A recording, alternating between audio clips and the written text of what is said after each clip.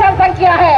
अरे भाई, देश के मूल मालिक आदिवासी, और उसके बाद आप बोलते हैं कि जनसंख्या हमारा है, और हम लोगों को मीडिया के माध्यम से हमेशा काउंटर करते हैं। मैं बताना चाहती हूँ, आप संवैधानिक रूप से कहीं भी स्थापित नहीं है। आप ओबीसी में स्थापित है। ओबीसी का हक अधिकार लीजिए, अपने हक अधिकार को बढ़वाइए सरकार से, लेकिन आदिवासी बनने की लालसा से मत कीजिए, नहीं तो बिरसा की धरती में उलगुलान हो गया है, तीर धनुष निकल गया है, और हम लोग कहीं किसी से डरने वाले नहीं हैं।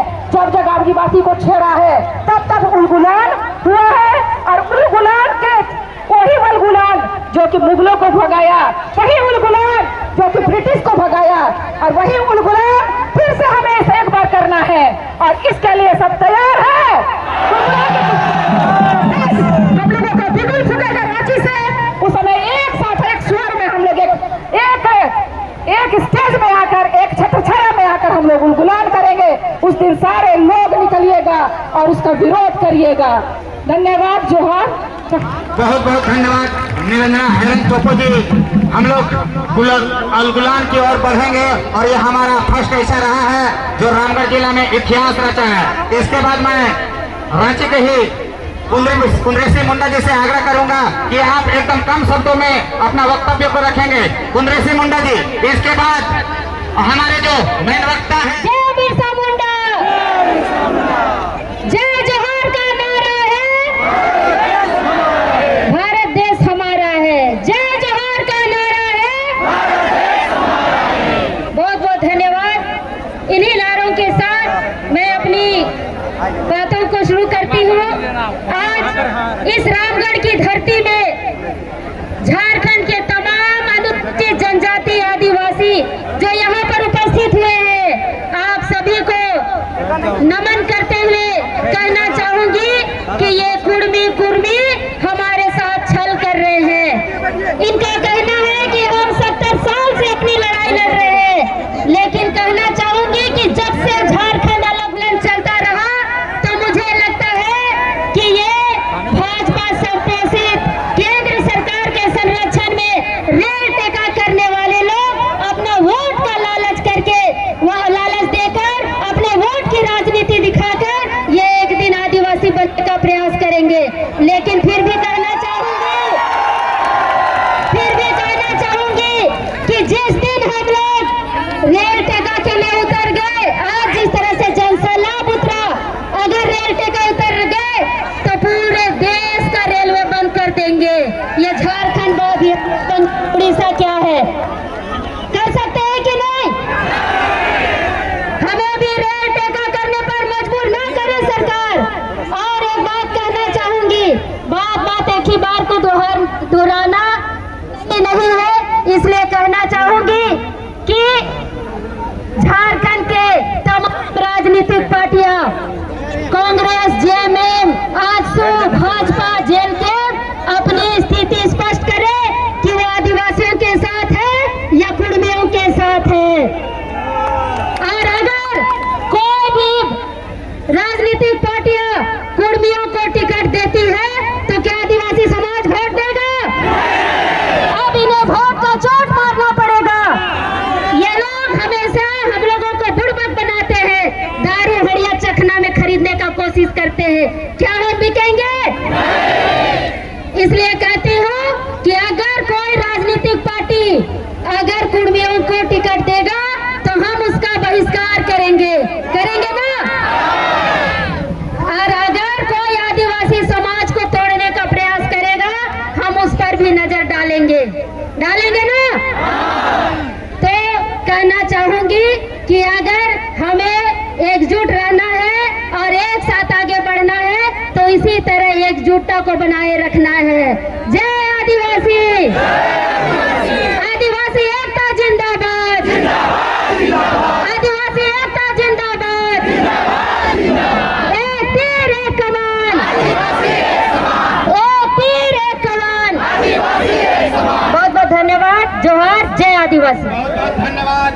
हमारे आगमन हुआ है, मैं तमाम आदिवासी संगठनों की ओर से तालियों से इनका स्वागत करेंगे। जय जोहार। और मैं अगला वक्ता के रूप में हमारे ईशा भगत जी अपना वक्तव्य को रखेंगे। अगर मन चाहिए आपको गाड़ी के ऊपर में तो आप गाड़ी के ऊपर में सॉरी हमारे बीच जो अभी सोचे हैं हमारे पूर्व कैबिनेट मंत्री झारखंड के शिक्षा मंत्री गीता श्री उरांव जी, मैं आग्रह करूंगा इनसे कि आप भी हमारे संगठन समाज जो हमारा विरोध रैली है उनके विरोध में आप अपना वक्तव्य को रखेंगे। आपने गणेश आती है तो सबसे पहले तो रामगढ़ की पवित्र पावन धरती पे मेरा हुल जोहार, आदिवासी एकता जिंदाबाद, आदिवासी एकता जिंदाबाद, एकता का घूसा जिंदाबाद, एकता का घूसा जिंदाबाद।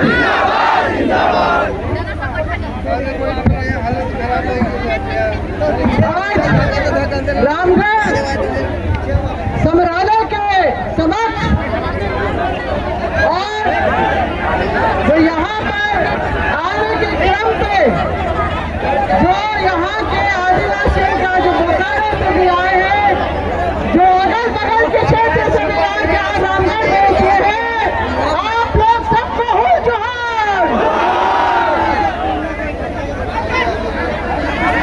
साथियों, आज ये एक बहुत ही अभूतपूर्व एक क्षण है कि आदिवासियों ने दिखा दिया कि वो असली कौन है, वो क्या है, शेर है, आदिवासी शेर है कि नहीं। अभी ये 2022 से बैठ जाइए दादा, जो कुर्मी क्षत्रिय हिंदू अपने आप को बोलने वाले, अग्नि पंक्ति में रखने वाले, आदिवासियों को कोल भूरंग कुकर बोलने वाले अब आदिवासी दर्जा पाने की भिड़ंत लगाए हैं, पटरी में लेट जा रहे हैं और बोल। मुझे वो देख के वो सीन, वो मुझे घर के बच्चे को करके केंद्र सरकार को हम लोग मजबूर करेंगे। रेल रोको जहर छेको वाला इन्होंने अभियान जो है थक हार के कि हर वो प्रक्रिया जो संवैधानिक है इनको आदिवासी मानने से इनकार कर रही है, और इसीलिए ये इस तरह का सारी जो असंवैधानिक अलोकतांत्रिक तरीका, लोकतांत्रिक तरीका तो हमारा है जो अपनी मांगों को लेके सड़कों पे उतरा है, और यहाँ पर इतना बड़ा जनसभा जो यहाँ पर जो तैयार हुआ है, मैं आप लोग सबको, रामगढ़ वासियों को, बोकारो वासियों को और अगल बगल जितने भी इलाके से लोग आए हैं सबको मेरे तरफ से जो है बहुत बहुत बधाई, हुल जोहार। आदिवासी एकता जिंदाबाद, जिंदाबाद जिंदाबाद, आदिवासी एकता जिंदाबाद, जिंदाबाद जिंदाबाद, आदिवासी एकता जिंदाबाद, जिंदाबाद जिंदाबाद।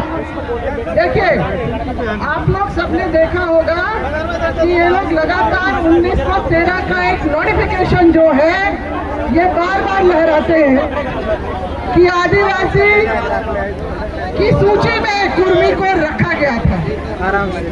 दूर से पता नहीं आज तक इनके विद्वान लोग अंग्रेजी का अनुवाद करके पढ़ना नहीं सीख पाए कि वो भारतीय उत्तराधिकार अधिनियम में छूट देने के लिए उन लोगों को उस लिस्ट में डाला गया था। अब इन लोगों को इतनी जबरदस्त इस बात से तकलीफ हुई कि इन्होंने कहा कि जिनको हम कोल भूरंग, हम लोग तो बहुत उन्नत समाज के हैं, ये 19वीं शताब्दी से अधिवेशन करने वाले और जो इनके देश के चप्पे चप्पे में कुर्मी, कुंडी, कप्पा, कम्मा और पाटीदार, पटेल, और यहाँ पर भी आपको पटेल, चौधरी और इस तरह के महतो तो है ही, ये इनका जो उपाधि आप लोग को मिल जाएगा, मंडल भी। तो ये सारे जो कुर्मी अपने आप को क्षत्रिय कहलाते हुए थकते नहीं थे, मगर कहते हैं ना, धोबी का कुत्ता ना घर का ना घाट का। ये आज़ादी के बाद जब इनसे पूछा गया कि आप लोग कहाँ जाएंगे, हम लोग आदिवासियों का लिस्ट बना रहे हैं, तो बोले ना, हम लोग तो शिवाजी महाराज के वंशज हैं, तो इसलिए इनको पिछड़ा वर्ग में डाल दिया गया। वो क्यों? क्योंकि शिवाजी क्षत्रिय नहीं थे, राजपूत नहीं थे, अगड़ी जाति के नहीं थे, वो एक साधारण किसान परिवार के थे। ठीक है, पराक्रमी थे, उन्होंने जो भी हासिल किया अपने उस पर, मगर